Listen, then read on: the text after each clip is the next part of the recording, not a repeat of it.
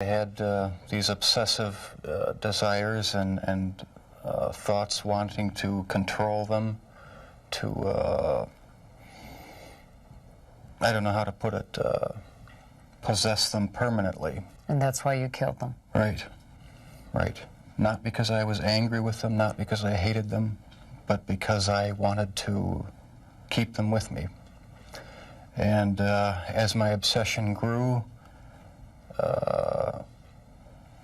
I was saving body parts such as skulls and skeletons. Hi, I'm Kat, and today I have for you a word in Romanian, a true crime case, and I will also be doing my makeup at the same time. Now I know that my hair is kind of all over the place, but just bear with me because by the end of the video it's gonna be fine. I hope, I think. Anyway, and I know that we are in the middle of the Halloween season, and behind me you can clearly see the Christmas season just around the corner, which I already decorated for Christmas because usually when I record videos I record in bulk, so I usually record more videos in one day. For example, all my Halloween videos I recorded all of them in a single day. So after I finished recording everything, I started decorating my backdrop for Christmas. So that's the reason why you see in the back Christmas decorations already. But anyway, I'm jumping here in the middle of the Halloween season because, yeah, it's a real hype all over the place, all over social media. Everywhere I see it on Facebook, I see it on TikTok, I see it on Instagram, I see it just about everywhere. So like I said, I see it on my Facebook feed, on Instagram, TikTok, Google, just about everywhere. Have you guys seen the Netflix series Dahmer, Monster, the Jeffrey Dahmer story? Yes, it's all the hype right now. I think that it's #1 on Netflix, that series. So I knew about this serial killer for a very long time now, but he has already been heavily covered over the years, and so I didn't really want to cover it myself because first of all, it's been heavily covered everywhere, and second of all, I didn't feel that I could bring anything extra to the case. However, I went down the rabbit hole of Netflix only because a friend of ours kindly added me to his Netflix account as I had cancelled my own membership in an attempt to save some money. Needless to say, I watched the episodes in one day and I felt compelled to cover Jeffrey Dahmer. And the lingering question that I kept having during the whole show was how close to the real life crimes he committed was the Netflix show. So basically, this is why I decided to bring you this case now in the middle of the Halloween season. And I have to tell you, the worst mistake I made was watching the show before doing my research for this case, because I found myself really struggling to kind of separate the show from the facts. But truthfully, I wasn't really looking to cover Jeffrey Dahmer on my channel at all, and I usually stay away from any kind of shows on a particular case when I get my research done, because I don't want anything to influence my own views and opinions on the cases that I talk about. And I don't usually watch other YouTubers who cover a case I cover for the same reason, unless I am looking for information which I am not able to find myself. With that being said, I really hope that I managed in this video to keep on to the facts of the case and give you accurate information and details. But now, having seen the show, when I think Jeffrey Dahmer, I picture the actor in the Netflix series and the victim's faces in the series, which in my honest opinion is really bad because I feel that it takes away from the actual victims in this case.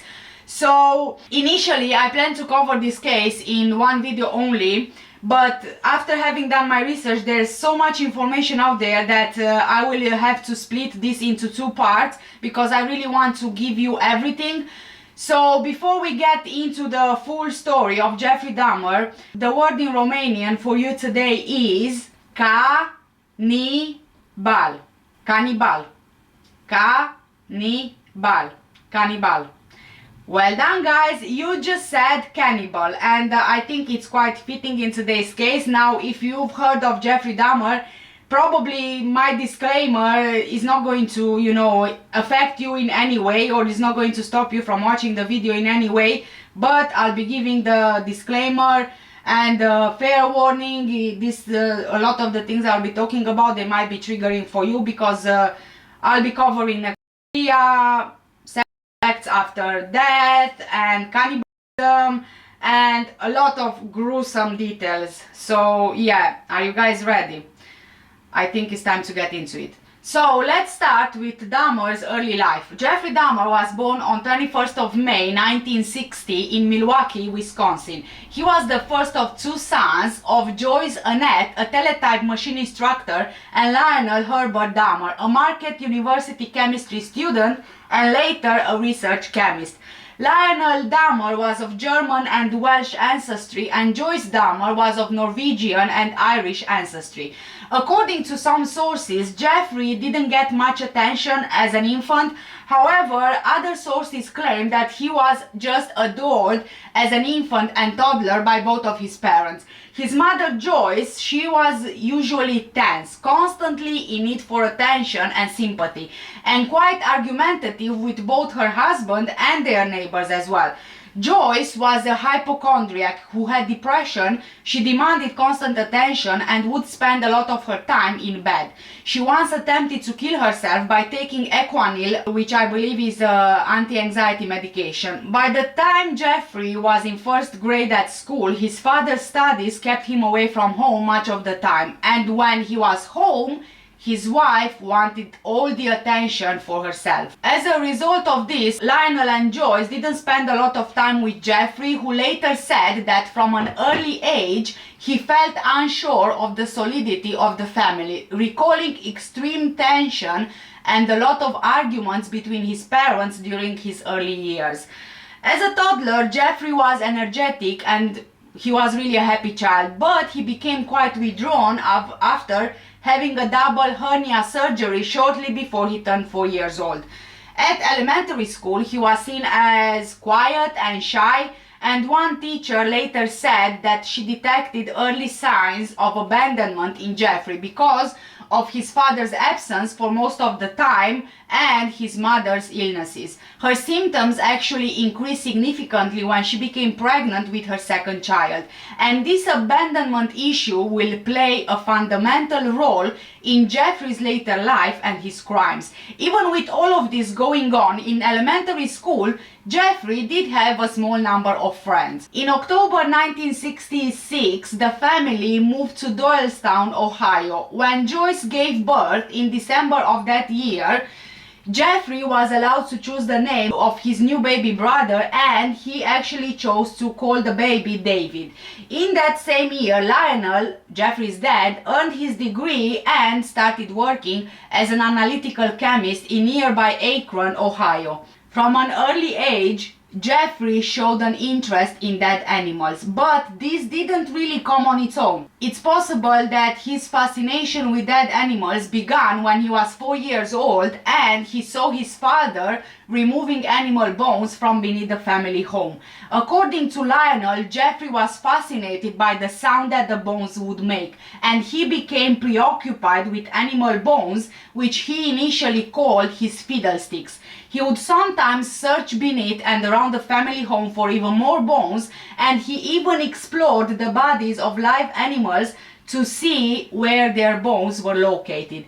In 1968, the family moved to Bath Township, Summit County, Ohio. This was their third move in 2 years and the Dahmers' sixth address since they got married. The home stood in 1.5 acres of woodland with a small hut only a short walk from the house, where Jeffrey began collecting large insects like dragonflies and moths and the skeletons of small animals like chipmunks and squirrels. Some of these remains were preserved in jars of formaldehyde and stored within the hut. 2 years later, in 1970, during dinner where there was chicken being served, Jeffrey asked his father what would happen if the chicken bones were placed in bleach.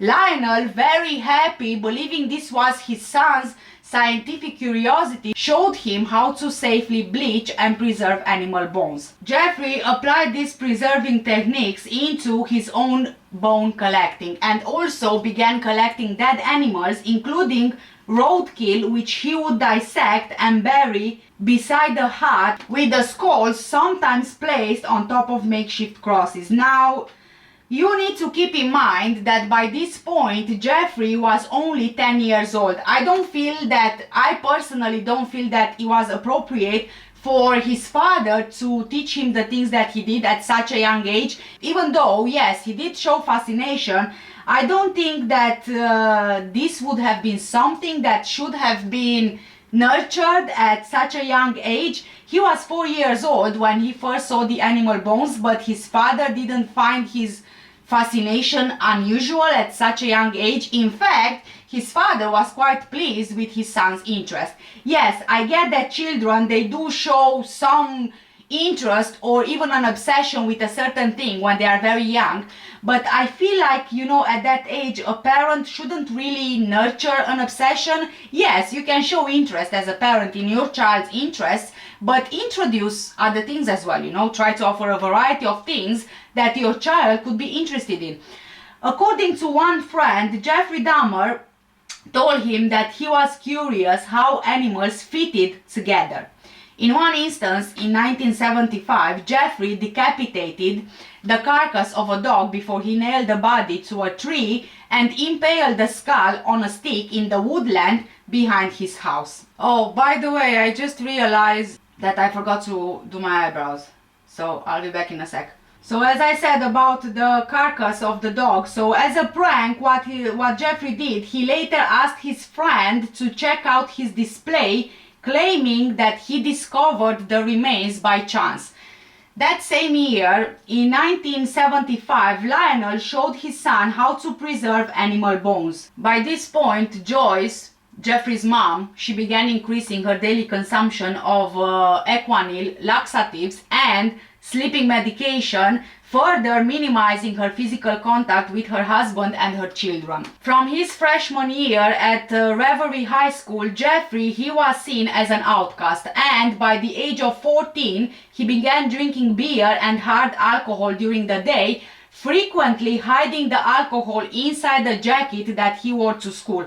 When one of his classmates asked him why he was drinking scotch in a morning history class, Jeffrey told him that the alcohol he drank was his medicine. Even though Jeffrey wasn't a chatty student in his freshman year, he was seen by staff as, you know, polite and highly intelligent, but with average grades. He was a keen tennis player and he even played briefly in the high school band. When he reached puberty, Jeffrey discovered that he was gay, but he didn't tell his parents. In his early teens, he had a short relationship with another teenage boy, however, they never had any intercourse. According to Jeffrey's later admissions, he began fantasizing about dominating and controlling a completely submissive male partner in his early to mid-teens, and his masturbating fantasies over time evolved with him focusing on the chests and torsos. These fantasies gradually became connected with dissection.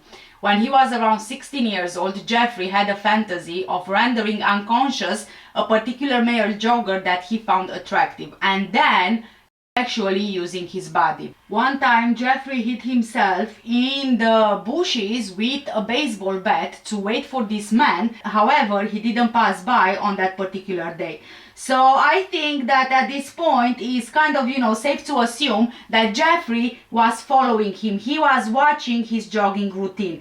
He later admitted that this was his first attempt to attack and render an individual submissive to him. Among his peers at Reverie High School, Jeffrey became somewhat of a class clown, who often pulled pranks which became known as doing a Dahmer. This included bleating and simulating epileptic seizures or cerebral palsy at school and even local stores. He would sometimes perform these pranks for money to buy himself alcohol.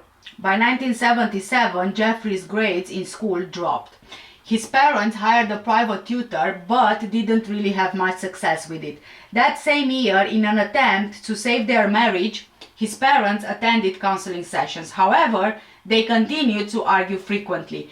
When Lionel discovered that Joyce had a short affair in September 1977, they both decided to divorce, telling their sons that they wanted to do it amicably. Lionel moved out of the house in early 1978, temporarily living in a motel on North Cleveland Massillon Road. In May 1978, Jeffrey graduated from high school. A few weeks before his graduation, one of his teachers saw him sitting close to the school parking lot, drinking several cans of beer.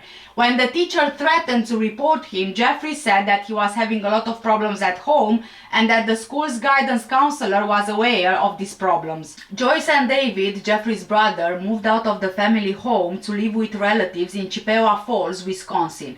Jeffrey had just turned 18 years old and he remained in the family home. His parents' divorce was finalized on July 27th, 1978, and Joyce was awarded custody of her younger son David and alimony payments, or as you would know it, maintenance payments.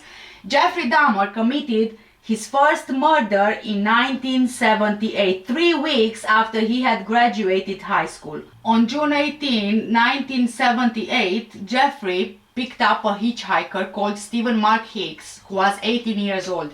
Jeffrey lured him to his house on the pretext of drinking. Stephen was looking for a ride to a rock concert at Chippewa Lake Park, Ohio, and that was the last time that he was ever seen alive.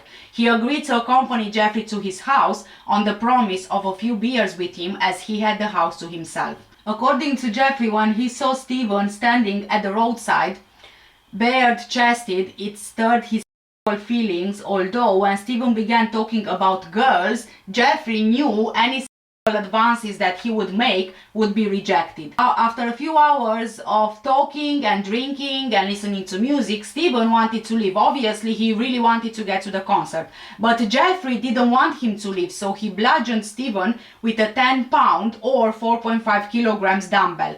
He later said he struck Stephen twice from behind with a dumbbell as he sat on a chair. When he fell unconscious, Jeffrey strangled him to death with the bar of the dumbbell, then stripped the clothes from his body before exploring his chest with his hands, then masturbating as he stood above Stephen's deceased body. The following day, he dissected Stephen's body in the basement and he later buried the remains in a shallow grave in his backyard. A few weeks later, he dug up the remains and he took the flesh off the bones. He then dissolved the flesh in acid before flushing it down the toilet. He crushed the bones with a sledgehammer and scattered them in the woodland behind the family home. And I think that, it's safe to assume at this point that Jeffrey's abandonment issues came into play in this murder. Stephen really wanted to leave him so he can get to his concert, but Jeffrey didn't want to be abandoned. 6 weeks after Stephen's murder, Jeffrey's father and his new partner, his fiancée, returned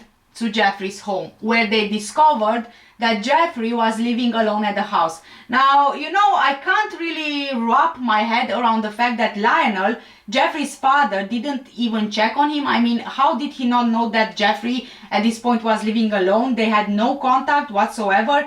Where was his father? Just living with his new partner without making sure that his child is fine? I mean, do you think that that's right or fair? That same August, Jeffrey enrolled at Ohio State University, hoping to major in business. His only term at the university was completely unproductive, mainly because of his alcohol use throughout the majority of the term.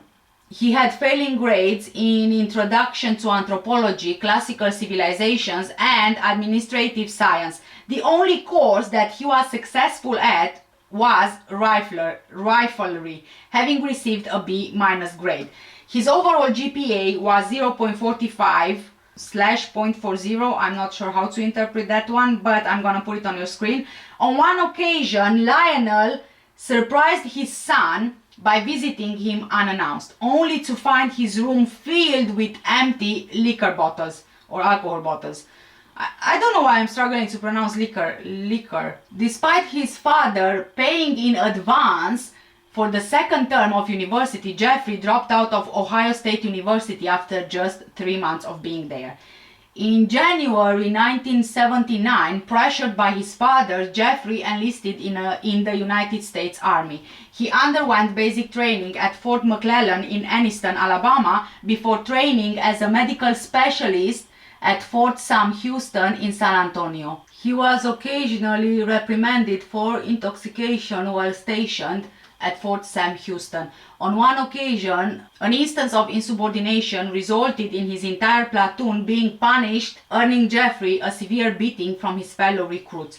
On July 13, 1979, Jeffrey Dahmer was deployed to Baumholder, West Germany, where he served as a combat medic in the 2nd Battalion, 68th Armored Regiment, 8th Infantry Division. According to published reports, in his first years of service, he was an average or slightly above average soldier. Because of his alcohol abuse, his performance deteriorated, and in March 1981, he was deemed unsuitable for military service and was later discharged from the army. He received an honorable discharge as his superiors didn't believe that any problems Jeffrey had in the army would be applicable to civilian life. On March 24, 1981, Jeffrey was sent to Fort Jackson, South Carolina for debriefing, and he was provided with a plane ticket to travel anywhere in the country. Jeffrey later told police he felt he couldn't return home to face his father, so instead he traveled to Miami Beach, Florida, because he was tired of the cold and he was also trying to live on his own without any help from, his father, I suppose. In Florida, he found a job at a deli and rented a room in a nearby motel. He spent most of his salary on alcohol and he was soon evicted from the motel for non-payment. Initially, he spent his evenings on the beach as he continued to work at the sandwich shop, but he later called his father asking to return to Ohio in September of the same year. After he went back to Ohio, Jeffrey initially lived with his father and his stepmother, and he insisted on being given numerous chores to occupy his time while he looked for work. He continued to drink heavily, and 2 weeks after his return, Jeffrey was arrested for drunk and disorderly conduct. He was fined $60 and he was given a suspended 10-day jail sentence. His father tried unsuccessfully to get him off the alcohol. In December 1981, Lionel and Jeffrey's stepmother sent him to live with his grandmother in West Allis, Wisconsin. His grandmother was the only family member to whom Jeffrey displayed any kind of affection. His father and stepmother, they hoped that his grandmother's influence and the change of location might persuade Jeffrey to stop drinking, find a job, and kind of live responsibly. At first, whilst living with his grandmother, they really had a great time together and also a great routine. Jeffrey accompanied his grandmother to church, he willingly undertook chores, actively looked for work, and followed most of her house rules, even though he continued to drink and smoke. In early 1982, Jeffrey found a job as a phlebotomist at the Milwaukee Blood Plasma Center. He held this job for 10 months before being laid off. After this, Jeffrey was unemployed for over 2 years, during which he lived on whatever money his grandmother gave him. Now, in the Netflix series, Jeffrey is shown as stealing bags of blood from the center he worked at and drinking this blood at home. However, I have to say that this is not real by the research that I did. Maybe they just added this bit in for, I don't know, dramatization purposes, I guess. Shortly before losing his job, Jeffrey was arrested for indecent exposure.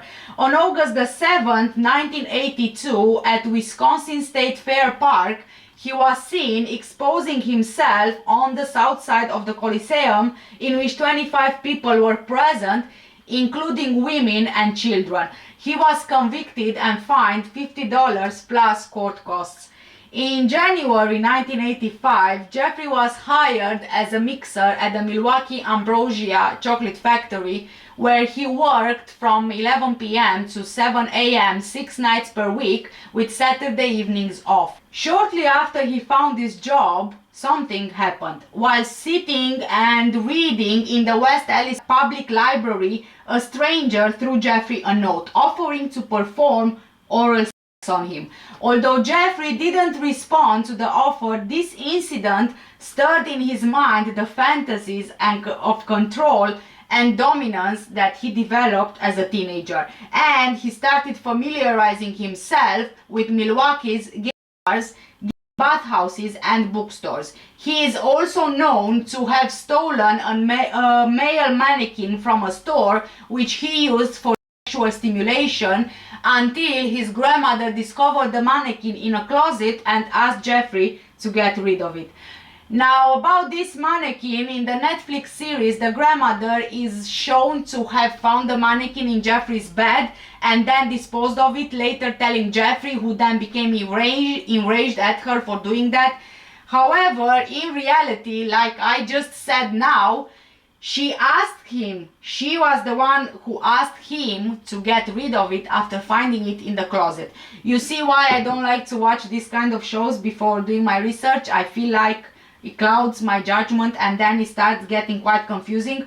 By late 1985, Jeffrey began to frequent the gay bathhouses on a regular basis. He would later describe them as relaxing places, but during his sexual encounters, he became frustrated at his partners moving during the act. For this reason, beginning in June 1986, he administered sleeping pills to his partners, giving them alcohol laced with sedatives. He then waited for his partner to fall asleep before performing various sexual acts. To make sure that he had a good supply of medication, of the sleeping pills, he told doctors that he worked nights and he needed the tablets to adjust to that schedule. After doing this on 12 separate occasions at the bathhouses, the administration revoked Jeffrey's membership and he began to use hotel rooms to continue doing it. Shortly after the membership was revoked, Jeffrey randomly read a report in a newspaper about the upcoming funeral of an 18-year-old man or boy. He came up with the idea of stealing the freshly buried corpse and taking the corpse home. According to him, he tried to dig up the coffin from the ground, but he found the soil too hard and so he abandoned his plan. He never knew this 18-year-old man before. On September the 8th, 1986, Jeffrey was arrested on a charge of lewd and lascivious behavior for masturbating in the presence of two 12-year-old boys as he stood close to the Chinichinik River. He initially claimed that, he was just urinating, unaware that there were any witnesses present, but he soon admitted the offense. The charge was changed to disorderly conduct, and on March 10, 1987, he was sentenced to 1 year of probation with additional instructions to undergo counseling. On November 20th, 1987, at the time living with his grandmother in West Ellis, Jeffrey met a 25-year-old man from Ontonagon, Michigan, called Stephen Walter Tuomi. They met at a bar and Jeffrey persuaded him to return to the Ambassador Hotel in Milwaukee, where Jeffrey had rented a room for the evening. According to Jeffrey, he had no intention of killing Tuomi, he just wanted to drug him and lie beside him as he explored his body. When I moved to Milwaukee in '81, I started reading pornography, going to the bookstores. Eventually that led to frequenting the gay bars. And then one time I brought this young man back to the hotel room, the Ambassador Hotel. Was just planning on drugging him and spending the night with him. I had no intention of hurting him. When I woke up in the morning, he had a broken rib here, was heavily bruised. Apparently I had beaten him to death with my fists. And you have no memory of it? I have no memory of it. But that's what started the whole spree all over again. The following morning, however, Jeffrey woke up to find Tuomi lying beneath him on the bed, his chest crushed in and black and blue with bruises. Blood was seeping from the corner of his mouth and Jeffrey's fists and one forearm were extensively bruised. Jeffrey stated that he had absolutely no memory of having killed Tuomi, and he later informed investigators that he could not believe this has happened. To dispose of Tuomi's body, Jeffrey purchased a large suitcase in which he took the body to his grandmother's house in West Allis. At the house, 1 week later, he severed the hands, arms and legs from the torso, then filleted the bones from the body before cutting the flesh into pieces small enough to handle. He then placed the flesh inside plastic garbage bags. He wrapped the bones in a sheet and crushed them into splinters with a sledgehammer. The entire dismemberment took Jeffrey around 2 hours to complete. He disposed of all of Tuomi's remains apart from the severed head in the trash. These remains were never found. For 2 weeks after Tuomi's murder, Jeffrey kept the head wrapped in a blanket. After 2 weeks, he boiled the head in a mixture of Soilex, which is an alkali-based industrial detergent, and bleach, in an effort to preserve the skull, which he then used as stimulus for masturbation. Eventually, the skull was too brittle by the bleaching process, so Jeffrey pulverized and disposed of it. Following the murder of Tuomi, Jeffrey began to actively look for victims, most of whom he found in or close to gay bars. He would then lure the victims to his grandmother's home. He would drug his victim with triazolam or temazepam before or shortly after engaging in activity with them. Once he rendered his victims unconscious with sleeping pills, he killed them by strangulation. 2 months after Tuomi's murder, Jeffrey met a 14-year-old Native American male prostitute, which I'm not sure I should be calling a prostitute, but this is how the 14-year-old is referenced. This 14-year-old boy was called James Edward Doxtator. They met at a gay bar in Wisconsin. He lured James to his home with an offer of $50 to pose for nude pictures. At Jeffrey's West Allis residence, his grandmother's house, they engaged in sexual activity before Jeffrey drugged James and strangled him on the floor of the basement. He left the body in the basement for 1 week before dismembering the body in much the same way as he had done with Tuomi.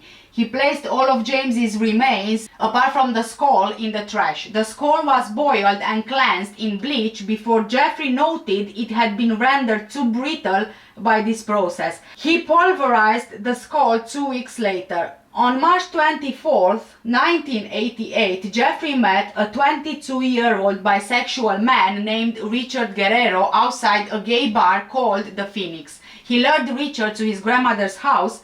However, the incentive on this occasion was $50 to simply spend the rest of the night with him. He then drugged Richard with sleeping pills and strangled him with a leather strap, with Jeffrey then performing oral sex on the deceased body.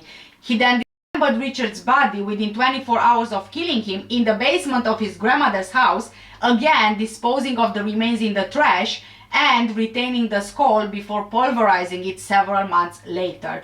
No remains were ever found. On April 23, 1988, Jeffrey lured another young man to his house. However, after giving the victim a drugged coffee, they both heard Jeffrey's grandmother call, "Is that you, Jeff?" Even though Jeffrey replied in a way that kind of led his grandmother to believe that he was alone, she did notice that Jeffrey wasn't alone. Because of this, Jeffrey didn't kill this victim. He instead waited until he became unconscious before taking him to the County General Hospital. Now, in the Netflix series, this particular incident is kind of portrayed in a very different way. In the series, the grandmother, she wakes up, goes downstairs, and she sees this man drugged, and she kind of suspects that something is wrong, and she waits downstairs with the victim until he wakes up.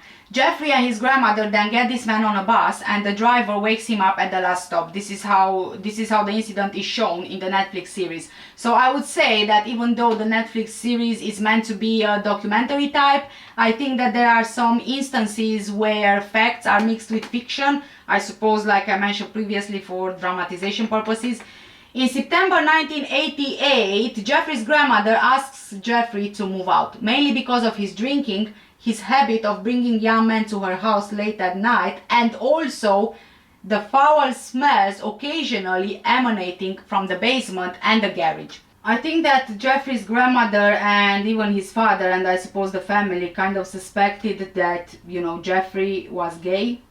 but they kind of tried to ignore it or convince themselves that it wasn't true. I mean, you know how the times were back then. That's why Jeffrey wouldn't really openly admit to his family that he was gay. After moving out of his grandmother's house, Jeffrey found a one-bedroom apartment at 808 North 24th Street and moved there on September 25th, 1988. 2 days later, he was arrested for drugging and sexually fondling a 13-year-old boy that he lured to his home on the pretext of posing nude for photos. Jeffrey's father hired an attorney called Gerald Boyle to defend him. At Gerald's request, Jeffrey underwent a series of psychological evaluations prior to his upcoming court hearings. These evaluations revealed that Jeffrey harbored deep feelings of alienation. A second evaluation 2 months later revealed that he was an impulsive individual, suspicious of others, and dismayed by his lack of accomplishments in life. His probation officer also referenced a 1987 diagnosis of Jeffrey Dahmer suffering from a schizoid personality disorder for presentation to the court. On January 30th, 1989, Jeffrey pled guilty to the charges of second-degree sexual assault and of enticing a child for immoral purposes. Sentencing for the assault was suspended until May. On March 20th, Jeffrey started a 10-day Easter absence from work, during which he moved back into his grandmother's house. 2 months after his convictions and 2 months prior to his sentencing for the sexual assault, Jeffrey murdered his fifth victim, a mixed-race 24-year-old aspiring model named Anthony Lee Sears, who Jeffrey met at a gay bar on March 25th, 1989. According to Jeffrey, on this particular occasion, he was not looking to commit a crime, but shortly before closing time that evening, Anthony started talking to him. So what did Jeffrey do? Jeffrey lured Anthony to his grandmother's home, where they engaged in oral sex before Jeffrey drugged and strangled Anthony. He was the last victim to be drugged and strangled at Jeffrey's grandmother's house. The following morning, Jeffrey placed the deceased body of Anthony in his grandmother's bathtub, where he decapitated the body before attempting to flay the corpse. He stripped the flesh from the body and pulverized the bones, which he disposed of in the trash. According to him, he found Anthony exceptionally attractive, and Anthony was the first victim from whom he permanently retained any body parts.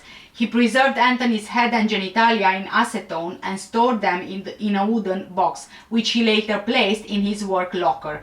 When he moved to a new address the next year, he took the remains with him. His preserved skull and genitals were found in a filing cabinet at 924 North 25th Street following Dahmer's arrest in 1991. I'm kind of having a hard time believing that Jeffrey's grandmother had absolutely no idea what Jeffrey was doing at her house. I don't know, but it's just kind of a feeling that I have, unless she did suspect something, but perhaps she kind of tried to dismiss it. On May 23rd, 1989, Jeffrey was sentenced to 5 years probation and 1 year in the House of Correction with work release permitted in order to keep his job. He was also required to register as a sex offender. 2 months before his scheduled release from the work camp, Jeffrey was paroled from this regime. His 5 years probation imposed in 1989 began at this point. On release, he temporarily moved back to his grandmother's home in West Alice. In May 1990, he moved into the Oxford Apartments located on North 25th Street in Milwaukee. Although this was in a high crime area, the apartment was close to his workplace. It was furnished, and at $300 per month, including all bills, excluding electricity, it proved to be quite cheap for Jeffrey. On May 14, 1990, Jeffrey moved out of his grandmother's house and into 924 North 25th Street, apartment 213, taking Anthony's mummified head and genitals with him. Within 1 week of moving into his new apartment on May 20th, 1990, Jeffrey had killed his sixth victim, Raymond Lamont Smith. They met at a tavern. Raymond was a 32-year-old male prostitute with whom Jeffrey lured to apartment 213 with the promise of $50 for sex.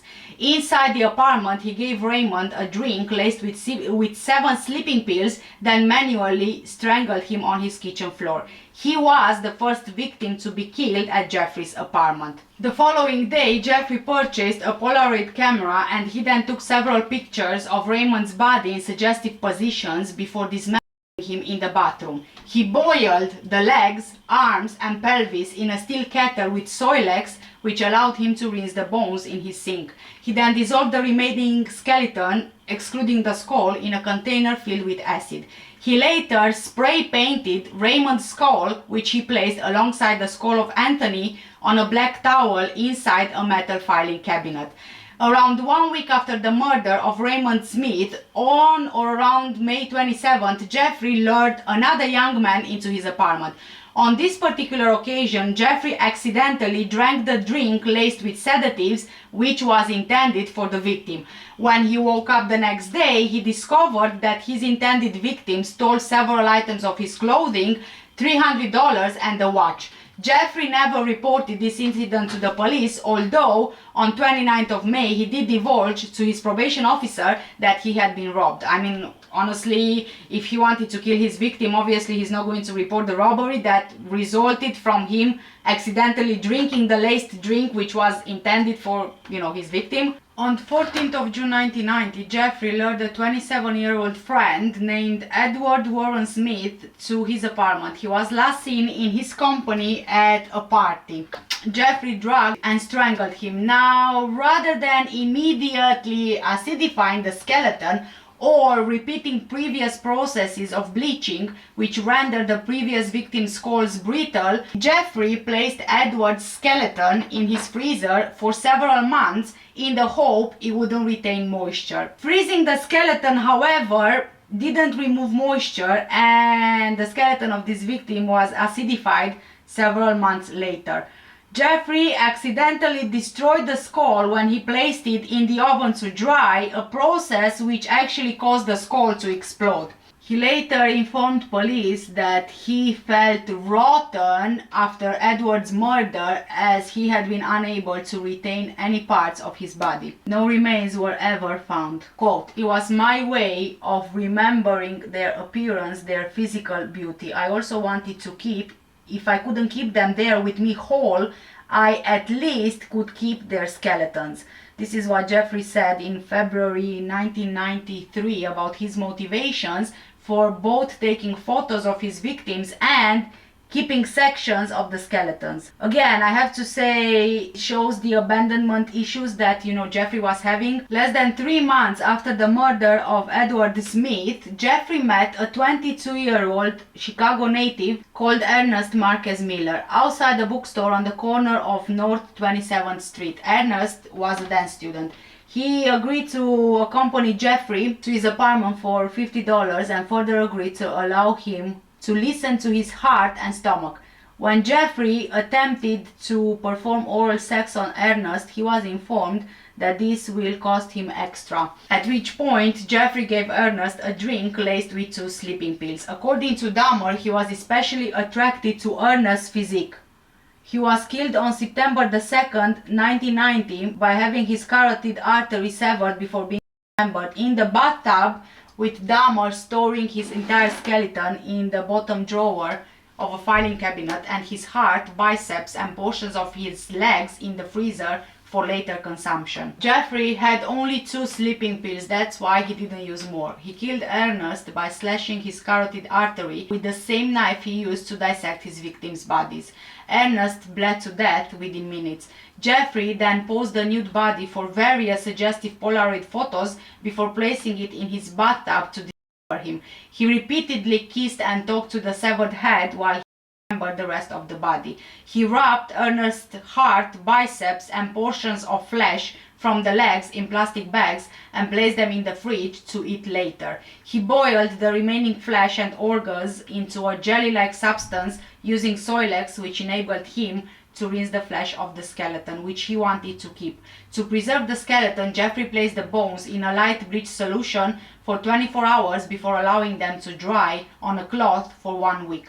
The severed head was initially placed in the fridge before being stripped of flesh, then painted and coated with enamel. 3 weeks after the murder of Ernest, on September 24th, Jeffrey met David Thomas. David Courtney Thomas was 22-year-old when he was killed on September the 24th, 1990. He encountered Dahmer near the Grand Avenue Mall. He persuaded him to return to his apartment for a few drinks with additional money on offer if he would pose for photos. In his statement to police after his arrest, Jeffrey Dahmer stated that after giving David a drink laced with sedatives, he didn't feel attracted to him, but he was afraid to allow him to wake up in case he would be angry over having been drugged. So he strangled him and dismembered the body intentionally, not keeping any body parts whatsoever. He took photos of the dismemberment process and kept the photos, which later helped in David's identification. Following the murder of David Thomas, Jeffrey didn't kill anyone for almost 5 months, although on at least 5 occasions between October 1990 and February 1991, he unsuccessfully attempted to lure men to his apartment. Jeffrey regularly complained of feelings of anxiety and depression to his probation officer throughout 1990, with frequent references to his sexuality, his solitary lifestyle, and also his financial difficulties. He was also harboring suicidal thoughts. I had these obsessive desires and thoughts wanting to control them, to, I don't know how to put it, possess them permanently. And that's why you killed them? Right, right. Not because I was angry with them, not because I hated them, but because I wanted to keep them with me. And as my obsession grew, I was saving body parts such as skulls and skeletons. Almost 2 years ago, in this little apartment in Milwaukee, police discovered the grisly remnants of one of the most horrible crime sprees in American history. Jeffrey Dahmer, an unassuming chocolate factory worker, would eventually confess that he had seduced, murdered, and dismembered 17 young men. He even ate some of his victims' body parts. How did Jeffrey Dahmer get away with murder after murder for 13 years? How did a boy born into a hard-working, middle-class family turn into the worst kind of monster imaginable? Met with him at the maximum security prison where he is serving his sentence of 999 years. It's a process. It doesn't happen overnight. When you depersonalize another person and view them as just an object for pleasure instead of a living, breathing human being, it seems to make it easier to do things you shouldn't do. The reason why Jeffrey Dahmer was able to get away with his crimes was because of just what you are seeing here. Jeffrey Dahmer is intelligent and articulate. That is what makes him so frightening. You do sound, though, like the kind of person who could have said to himself, "This is wrong. I must stop." I always knew that it was wrong, but after the first killing was not planned. I was coming back from the shopping mall back in '78. I had fantasies about picking up a hitchhiker and taking him back to the house and having complete control and dominance over him. No one had a clue as to what was happening for over a decade. What happened to you in the 9 years in between that you were able to stop, that you were able to control yourself? It just wasn't an opportunity to fully express what I wanted to do. There was just not the physical opportunity to do it then. Dahmer says he snuck the corpse of his victim, Stephen Toomey, out of his hotel room in a suitcase. Then he took it to his grandmother's house, where he cut up the body and put it in plastic garbage bags. When you killed these men, afterwards, were you repulsed? Were you upset? No, at the time, it was almost addictive. It was almost a surge of energy. I wouldn't have to worry about any of their needs or anything. I just had complete control of the situation. Why did you photograph them? It was my way of remembering their appearance, their physical beauty. I also wanted to keep if I couldn't keep them there with me whole, at least I felt that I could keep their skeletons. And I even went so far as planning on setting up an altar with the 10 different skulls and skeletons. And what was the purpose of the altar going to be? As a sort of memorial, a point where I could, I don't know, it's so bizarre and strange, it's hard to describe. A place where I could collect my thoughts and feed my obsession. When the bodies were still in your apartment, there was no time when you would see them and say, this is grotesque, what have I done? There were times, but the compulsive obsession with doing what I was doing overpowered any feelings of revulsion. He was even able to con the police into returning a 14-year-old boy to him after neighbors called 911 upset that the child was in the street naked and bleeding. Dahmer convinced the police that he and the boy were simply having a lover's quarrel. It's an intoxicated boyfriend of another boyfriend. Well, how old was this child? It wasn't a child, it was an adult. Man says he had a near-fatal encounter with Jeffrey Dahmer. He wanted to take some picture of my back.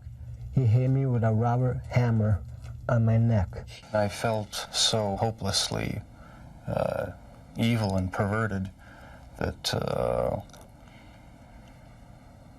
I actually derived a sort of pleasure from watching that tape.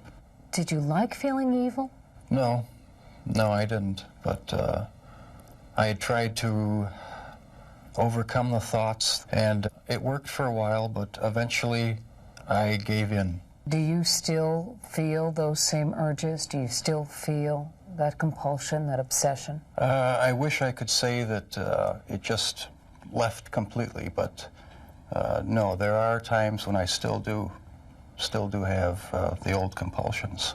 I started having these obsessive thoughts when I was about 15 and 16, and they got worse and worse. What were your fantasies about? On 18th of February 1991, Jeffrey saw a 17-year-old boy called Curtis Darrell Strother standing at a bus stop near Marquez University. According to him, he lured Curtis into his apartment with an offer of money for posing for nude photos with the added incentive of sexual intercourse. Jeffrey drugged Curtis, handcuffed his hands behind his back, then strangled him to death with a leather strap. He then dismembered Curtis, retaining his skull, hands and genitals, and photographing each stage of the dismemberment process. Less than 2 months later, on 7th of April 1991, Jeffrey met a 19-year-old boy named Errol Lindsey, who was walking to get a key cut. Errol was heterosexual. He lured him into his apartment, where he drugged him, drilled a hole in his skull, and poured hydrochloric acid into it. He was the first victim upon whom Dahmer practiced what he later described to investigators as his drilling technique, a procedure in which he drilled holes into the victim's skull through which he injected hydrochloric acid into the brain. According to Jeffrey, Errol woke up after this experiment, which Jeffrey did in the hopes of inducing a permanent, unresistant, submissive state, kind of like a zombie state. When Errol woke up, saying that he has a headache and asked what time it was, Jeffrey drugged him again, then strangled him. He decapitated him and kept the skull. He removed the skin, placing the skin in a solution of cold water and salt for several weeks in the hope of conserving it. But that didn't quite work out. When Jeffrey realized the skin became too frayed and brittle, he disposed of it. His skull was found following Dahmer's arrest. And with this, we got to the end of part 1 of today's. In the second part of this series, we are going into more depth into Jeffrey's trial, what happened in that apartment, the neighbors, all the reports, and all of these kind of things. And I'm also going to try and separate facts from fiction from the Netflix documentary. So for now, if you are interested in any of the makeup that I used for today, all the products will be linked in the description down below. And I will see you in the next one. Take care, stay safe, and I'll see you back here shortly. Bye!